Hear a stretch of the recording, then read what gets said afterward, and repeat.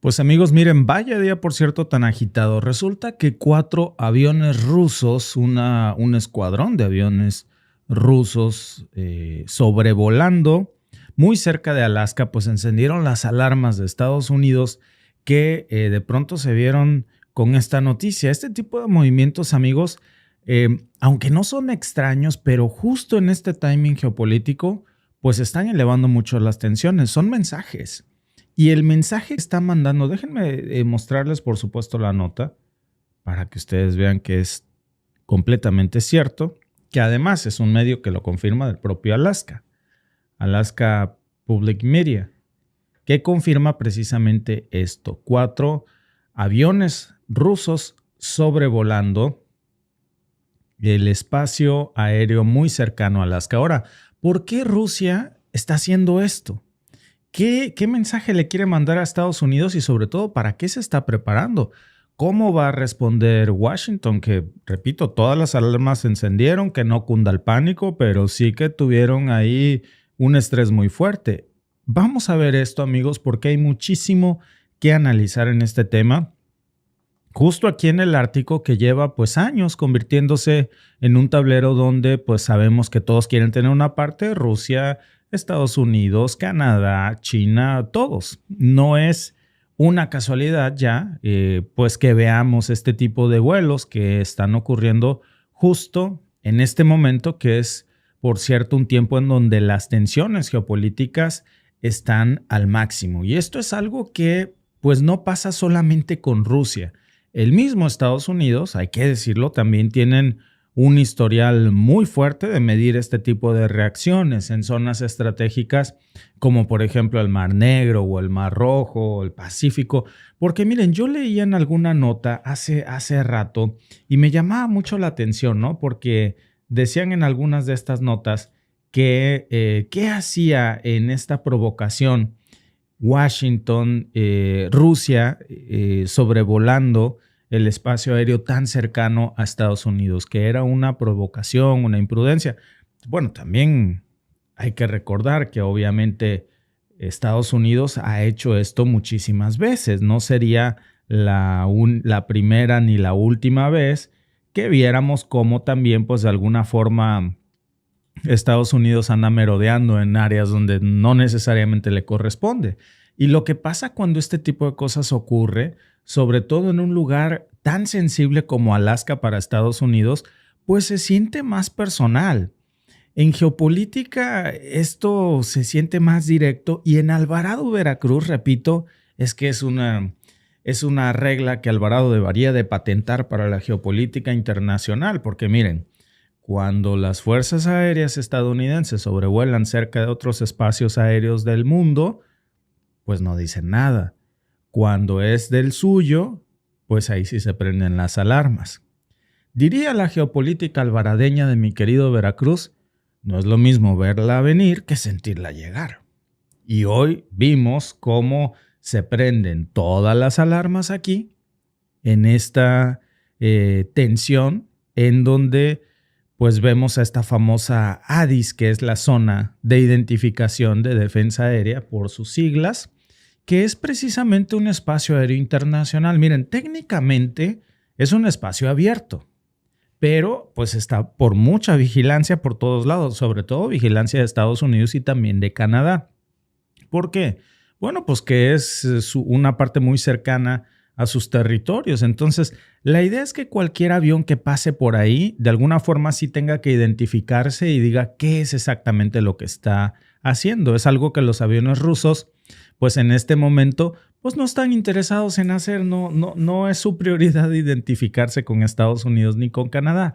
El problema no es tanto que Rusia vuele en este espacio internacional, porque para eso es internacional. A ver, técnicamente Rusia tiene todo el derecho de sobrevolar por las narices de Estados Unidos ahí en Alaska. Tiene todo el derecho de hacerlo. Nada más que, pues no les gusta, ¿verdad? Porque el contexto en el que esto ocurre, cuando fíjense muy bien estos mensajes, porque son peligrosos.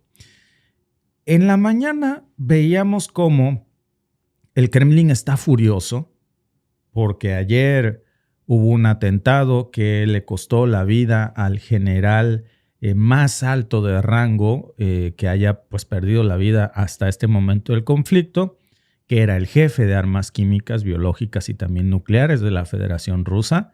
Hoy detienen a un culpable, el culpable canta sus mejores éxitos, dice, me mandó a Ucrania, y Rusia dice, a ver, aquí hay trabajo occidental. Y desde este momento, dijo Dmitry Medvedev, todos los oficiales de la OTAN se vuelven blancos para nosotros. Horas después, vemos este escuadrón de aviones rusos sobrevolando muy cerquita de Estados Unidos. Cuando apenas, por cierto, hace unos meses en septiembre, también habíamos visto 8 aviones y 4 barcos de Rusia. Y también submarinos que estuvieron en esa misma zona mientras hacían estos ejercicios conjuntos precisamente con China. Y esto en aquel momento, pues Estados Unidos desplegó, ¿se acuerdan? Una cantidad exagerada de soldados en la isla de Shemya, en Alaska. Decían que era para probar su capacidad de respuesta. Comenzaron estos ejercicios y es como si todos pues quisieran mostrar el músculo, ¿no? Viendo quién pestañea primero, a ver quién se descuida. Y ahora precisamente en diciembre pues tenemos otro capítulo de esta novela, pero en circunstancias muy distintas. Repito, cuando hoy por la mañana Medvedev dijo, desde ahora todos son nuestros blancos.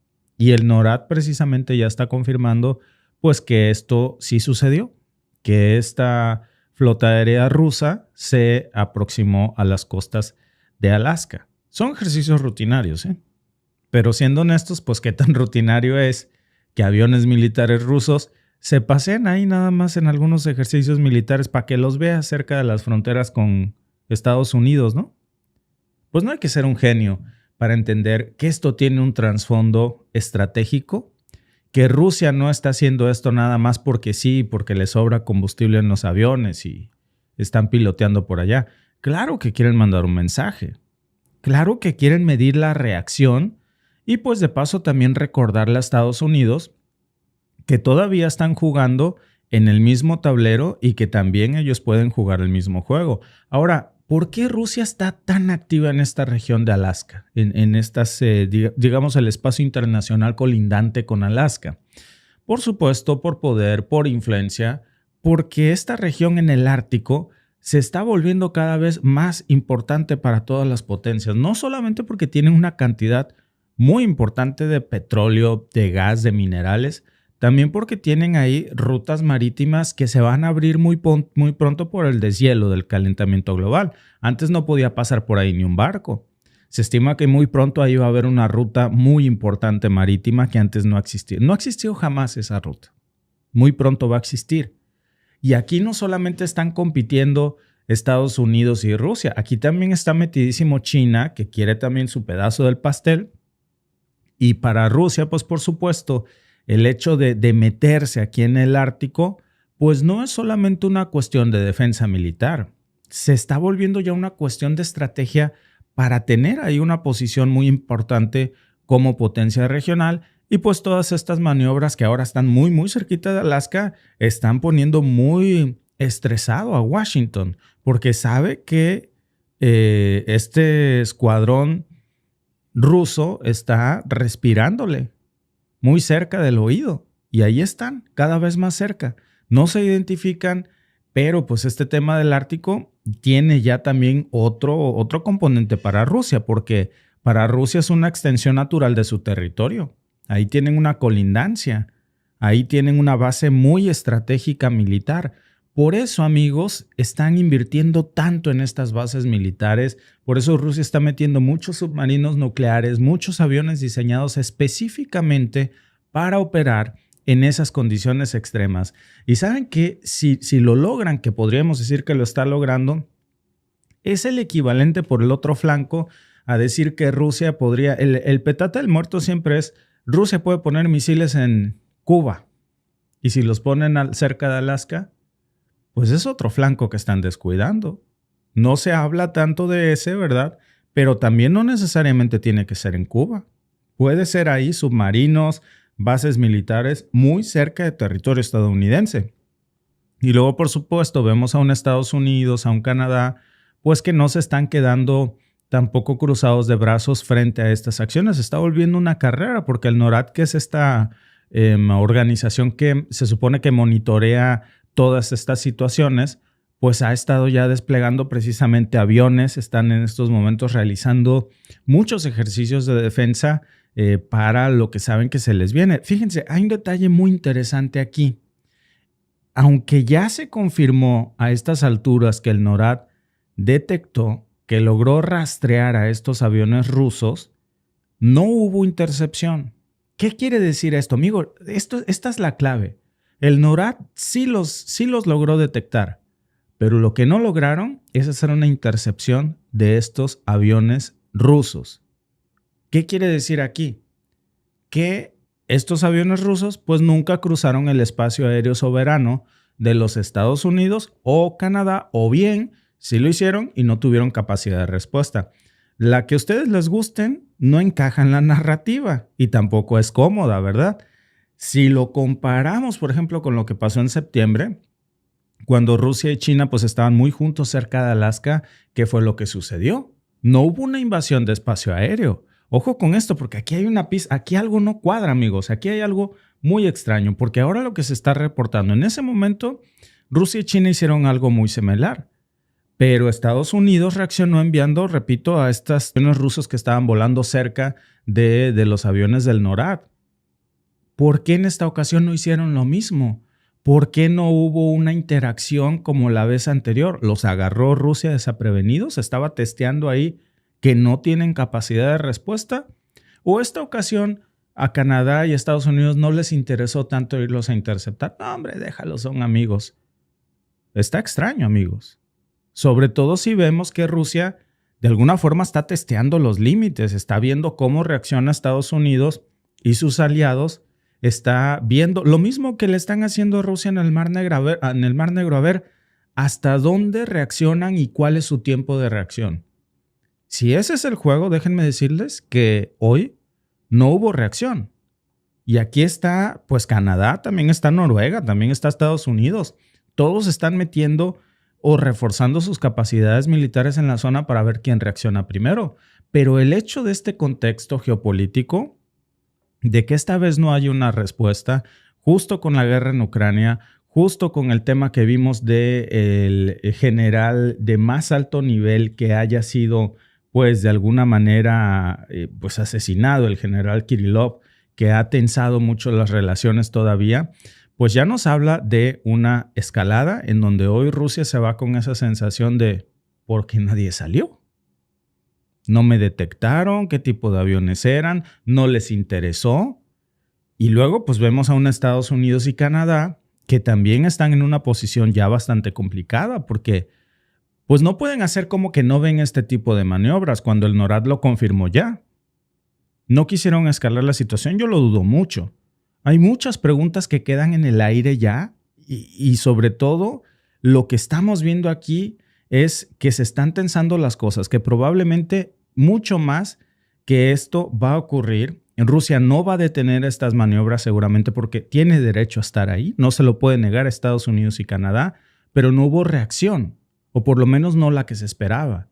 Ahora, por lo pronto, pues el Ártico se ha convertido de alguna forma u otra en un nuevo frente de batalla entre Estados Unidos y Rusia. Vamos a ver de esto más seguido, amigos. Hay que prepararnos para ver cómo se tensa aquí este flanco también. Y lo de estos aviones rusos cerca de Alaska esta tarde, pues no fueron un hecho aislado. Claro que son parte de este jueguito global en donde todos están queriendo mover sus fichas, ya sea en el Ártico, ya sea en Europa, en cualquier rincón en donde puedan ganar un poco de terreno, lo van a hacer. Y aquí nadie está actuando por accidente. Lo que está pasando en Alaska, amigos, no es tan desconectado de lo que está pasando en Ucrania. Hay una vinculación muy grande también en Europa del Este, ¿eh? Y hablando, fíjense, de Europa del Este y de Europa en general, hay otro tema que está calentándose muchísimo. Resulta que Víctor Orbán, que es el primer ministro de Hungría, le acaba de lanzar una bomba verbal a Zelensky a nombre de Donald Trump. Le lanza una propuesta de alto el fuego navideño. Básicamente lo que le dice es, ahí está la propuesta de paz, tómala o déjala y es tu última oportunidad. Ya se imaginarán cuál fue la reacción que tuvo Zelensky, o bueno, yo creo que no se la imaginan porque fue una actitud no solamente sumamente grosera, sino que en este momento está dejando a Víctor Orbán, pero también a Donald Trump mordiéndose la lengua, y amigos, es el último clavo en el ataúd de Zelensky, porque lo que Zelensky le hizo al mensajero de Trump, esa factura se la va a cobrar Donald Trump en enero, y es muy probable que después de esto lo deje morir solo, porque es un movimiento en donde literalmente le cerró la puerta en la cara. Gracias por vernos. Si te ha gustado este clip, síguenos en vivo para ver nuestro programa completo de lunes a viernes en nuestros canales de YouTube y Facebook. Suscríbete, comparte con tus amigos y déjanos tus comentarios. Te esperamos en vivo.